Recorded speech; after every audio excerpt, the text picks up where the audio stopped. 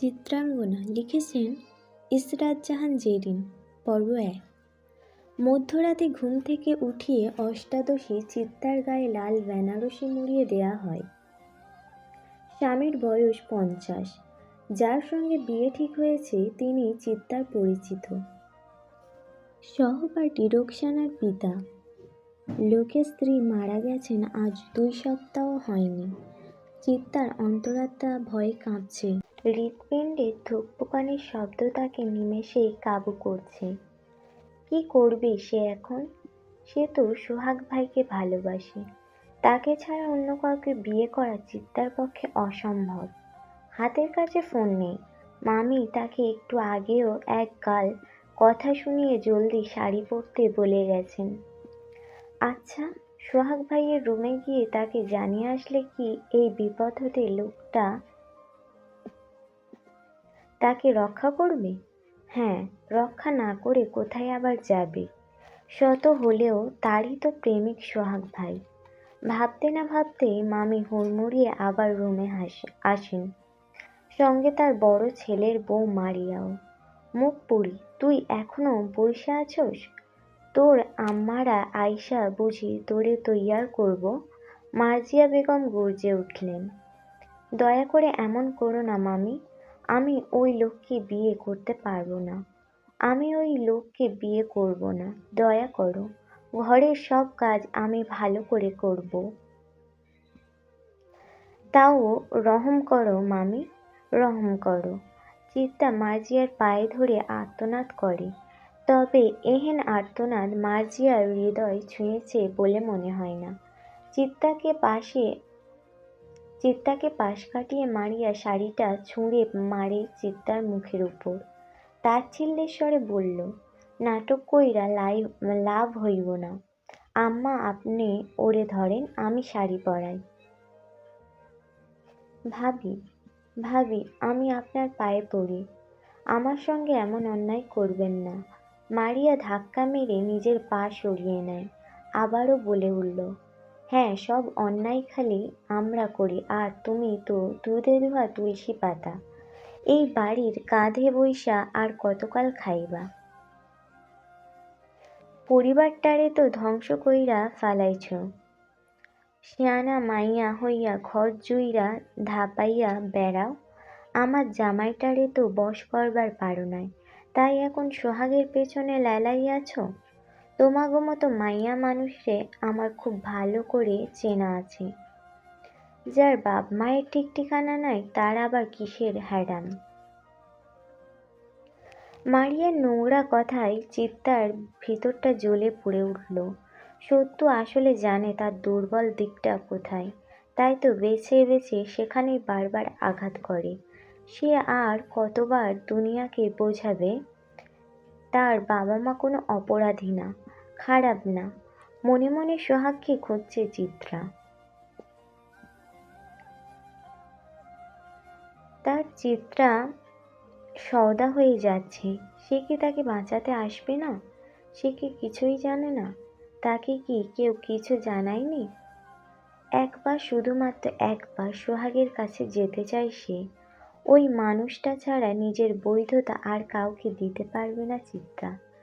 এমন কিছু হওয়ার আগে মৃত্যু শ্রেয়। কি আম্মা হইছে? মিজান সাহেব তো বইসা আছে, ওরে তৈরি করছো? দরজার উপাস থেকে মার্জিয়ার বড় ছেলে মাহাদি হাঁক ছাড়ল। মার্জিয়া দরজা খানিকটা ফাঁক করে মাথা বের করে জবাব দিলেন, এই তো আর একটু, ওরে আমি নিয়া আসতাছি, তুই যা আব্বা। মাহাদি চলে গেল। মার্জিয়া এবার চিত্তার চুলের মুঠি শক্ত করে মুঠোয় পুরে বললেন, হারামির বাচ্চা, ওঠ, ওঠ কইলাম। বাসর ঘরে ৫-৬ জন পুরুষ মানুষ বসে আছে। তার মধ্যে মাহাদি, মিজান সাহেব, কাজী সাহেব সহ আরও কয়েকজন লোক। মিজান সাহেব ঠিক বিয়ে করতে এসেছে নাকি মাঝরাতে চিত্তাকে মোটা টাকায় কিনে বর্ডার পাচার করতে এসেছেন সেটা তিনি নিজেই ভালো জানেন। এলাকার সবাই জানে নারী পাচারের সঙ্গে তার কোনো না কোনো হাত আছে, তবে এখনো অবধি কোনো প্রমাণ পাওয়া যায়নি। মিজানের লম্বা চওড়া শরীর, কালো কুতকুতে গায়ের রং, লালচে পান খাওয়া দাঁত, হাসি বিশ্রী। হাসতে গেলে মুখ থেকে পানির পিক ছিটকে আসে। কই মাইয়া, কই মাহাদি, আসতাছে, একটু দাঁড়ান। এখানে কি দাঁড়াইতে আসছি? সময় নাই হাতে। এই মাইয়ার বদলে কিন্তু মোটা টাকা দিছি, সেটা ভুল্লা যাইও না। মাহাদি একটু বিরক্তি নিয়ে চিত্তার রুমের দিকে তাকায়। হুট করে রুমের দরজা খুলে যায়। ভেতর থেকে বেরিয়ে আসে লাল শাড়ি পরা একটা মেয়ে, মাথায় ঘোমটা। মারিয়া শক্ত করে চিত্তার বাহু ধরে আছে। চিত্তার ফর্সা মুখখানা কাঁদতে কাঁদতে লাল হয়ে ফুলে উঠেছে। এখনো চোখ দিয়ে জল গড়িয়ে পড়ছে। চিত্তায় একবারটি চোখ তুলে দেখার চেষ্টা করল তার সোহাগ কোথায়, কেন সে এখানে নেই। বুক মুচড়ে আসছে তার। চিত্তাকে বসানো হলো সোফায়। মামা কোথায়? দু চোখ একটিবার মামাকে খোঁজার চেষ্টা করল। সে কি তার চিত্তাকে রক্ষা করবে না? কিন্তু কেমন করেই বা করবে? মামা যে নড়াচড়া থেকে শুরু করে কথা বলার শক্তি হারিয়ে বিছানায় পড়ে আছে। চিত্তার কষ্ট তার বাবার নজর হয়তো একটু ঠিকই কাড়ে। মাঝে মাঝে চিত্তার অসহায় মুখটির দিকে তাকিয়ে দু চোখ থেকে জল গড়িয়ে পড়ে মঞ্জুর কাদিরের। হয়েছে এমনিতে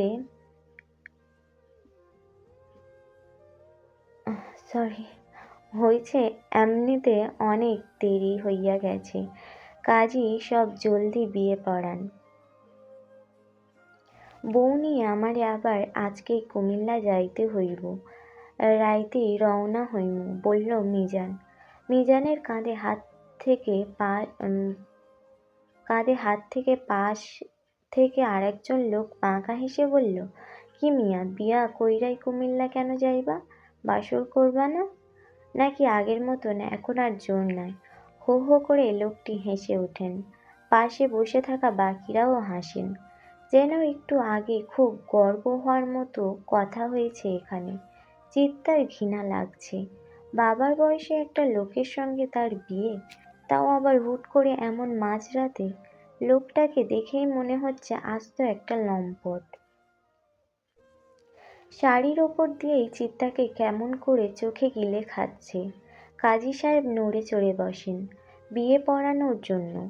মাহাদি একবার আর চোখে চিত্তার দিকে তাকান। একটু আগেও ঘর থেকে মেয়েটার আহাজারি শোনা যাচ্ছিল। মুহূর্তে কি এমন হলো যে এতটা নিশ্চুপ হয়ে গেছে? যাকগে, ভালোই হয়েছে, ঝামেলা না করলেই তো হলো।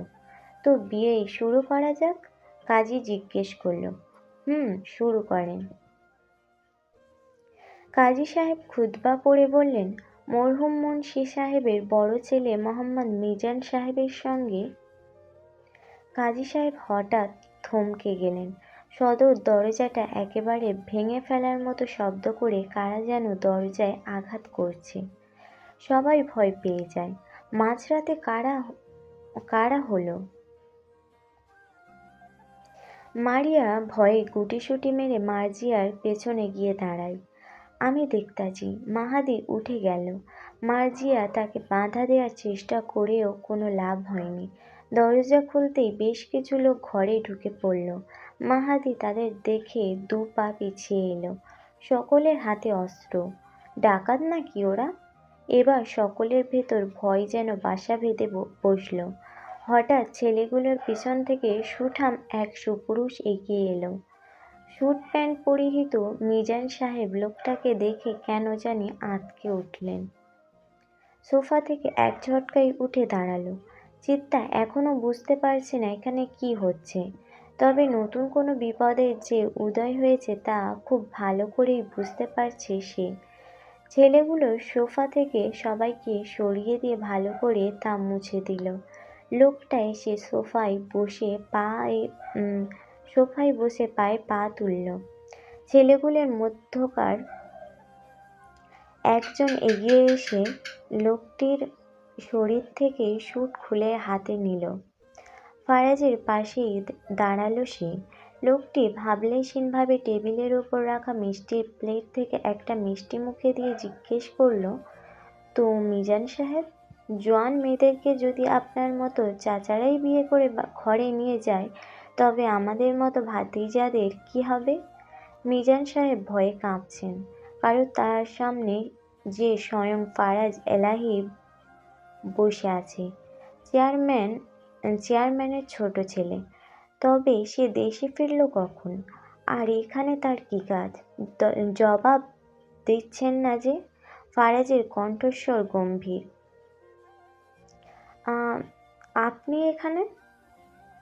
কাঁপা গলায় প্রশ্ন করল মিজান। আমাকে প্রশ্ন করছেন? চোখ তুলল ফারাজ। না মানে, কাজী সাহেব বিয়েটা চটজলদি পড়ান, বিয়েই তো খেতে এসেছে। মিজান সাহেবের মুখে খানিকটা হাসি ফুটল। তবে মিজান সাহেবের বিয়ে নয়, আমারটা। কাজী সাহেব দেনমোহরটা বেঁধে তাহলে বিয়ে পড়ানো শুরু করেন। মিজান সাহেবের মুখটা ছোট হয়ে এলো। সব তার মাথার ওপর দিয়ে যাচ্ছে। বাড়ির বাকিদের অবস্থা একই, তবে কারোর সাহস হচ্ছে না লোকটার বিরুদ্ধে হুঙ্কার তুলতে। মাহাদি ইতিমধ্যে চিনতে পেরেছে কে এই ফারাজ এলাহি। তাই সে আগেই চুপ হয়ে গেছে। যেখানে মিজান সাহেবের মতো লোকের খুঁটি নড়বড়ে হয়ে গিয়েছে, সেখানে তারা কোন ক্ষেতের সবজি। ফারাজ সোফায় গা এলিয়ে বসে ভয়ার্ত চিত্তার দিকে তাকিয়ে বাঁকা হাসল।